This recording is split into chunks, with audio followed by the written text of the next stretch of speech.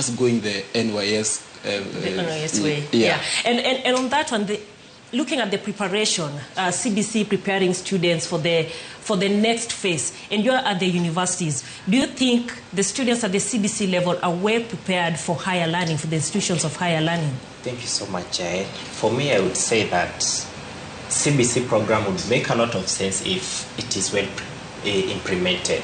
Because the questions and our worry is do we have enough teachers who are trained? Do we have enough resources? Because you find you have told a student or a pupil to go and take a picture.